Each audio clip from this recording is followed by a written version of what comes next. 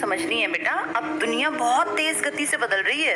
अब आने वाले टाइम में सिर्फ एक चीज की इंपॉर्टेंस रह जाएगी, वो होगी आपकी योग्यता, आपकी क्षमता, आपके अंदर कितना एप्टीट्यूड है, किस चीज को लेकर आपका कैलिबर कितना है। अगर आने वाले समाज की मैं बात करूं तो अगर आप अपने आप में फाइनेंशियली पैसे नहीं कमाती हैं, इंडिपेंडेंट नहीं हैं, तो आप ये एक्सपेक्ट ना करें कि आपके खर्चे कोई दूसरा उठाएगा। जैसे इंडिया में ना दिमाग में एक मेंटल मेकअप क्या कर रखा है कि लड़कियों को ज्यादा पढ़ने की क्या जरूरत है, भाई पिताजी अच्छा कोई बढ़िया तगड़ा सा घर बाहर देखेंगे, बढ़िया रिश्ता देखेंगे, अच्छे पैसे लड़के कमाता होगा, बैक स्ट्रॉन्ग होगी, बढ़िया घर में शादी कर देंगे। ऐसा ही देखते हैं ना जनरली इंडिया में।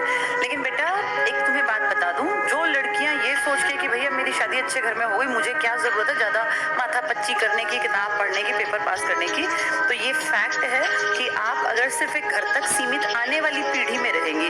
हमारे पेरेंट्स का टाइम अलग था बेटा, तब चलता था क्योंकि घर पे बहुत काम थे। आज दुनिया बहुत तेज गति से बदल रही है, अब घर पे उतने काम है ही नहीं, तो औरतों का महत्व घर पे था, जरूरत भी थी। लेकिन आज लाइफ कितनी एडवांस्ड है, आज कितने सारे घर हैं जो भैंस नहीं रखते हैं, कितने सारे घर हैं शहरों में जो बेसिक सारी चीजें जो है उनकी वो मशीनों के ऊपर डिपेंड हो गई हैं। अब कहाँ औरतें उतना हार्डवर्क करती हैं। तो तुम ये सोचो, जैसे कई लोग कहते हैं कि हाउसवाइफ होना या होम मेकर होना गलत नहीं है, पर समय की डिमांड भी तो बदल रही है ना। पहले औरतों का घर पे रहना कंपलसरी था, नहीं तो घर कौन संभालता, इतने काम कौन करता। लेकिन अब दुनिया बदल गई, अब आपके आधे से ज्यादा काम तो मशीनें करने लग गई हैं। पहले तो औरतें घर में छाछ भी हाथ से बिलोती थी ना पुराने जमाने में, आज कहाँ है उसकी जरूरत। चीजें कितनी एडवांस्ड हैं, घरों में कितनी सारी चीजें तो मशीनों से होने लग गई। तो अब लाइफ ऐसी नहीं है जैसी पुरानी थी, अब लाइफ बेटा आगे बढ़ रही है, बहुत तेज गति से बढ़ रही है। अपनी योग्यता बढ़ा के, और ये जो बहुत छोटे छोटे से काम है ना, जो आपकी जगह कोई कम पढ़ा लिखा भी तो कर सकता है ना, आप क्यों उस काम को करो। काम छोटे बड़े नहीं होते, लेकिन एक औरत जो पढ़ लिख के, जिसको भगवान ने बुद्धि दी है, जो अपने जीवन को बहुत बेहतर बना सकती है, वो क्यों घर पे सिलबट्टे पे चटनी कूटती रहेगी, या क्यों वो ऐसे काम करती रहेगी जो कि थोड़े से कम लेवल की भी कोई औरत कर सकती है, जिसको पढ़ने का मौका नहीं मिला, जिसके कि पिताजी कोई शराब पीते थे, बहुत छोटी उम्र में शादी कर दी, वो बेचारी पढ़ी लिखी नहीं है, वो तो नहीं दफ्तर जा सकती है। तो हम सब औरतें इस बात को, लड़कियां खासकर इस बात को समझें कि बेटा अपनी लाइफ ना बेहतर बनाने के लिए है। बेहतर बनाने का मतलब अपने अंदर योग्यता पैदा करना। हम फाइनेंशियली किसी के भी सामने कभी ऐसे हाथ ना फैलाएं, हम हमेशा देने वाले बने या हेल्पिंग हैंड बने।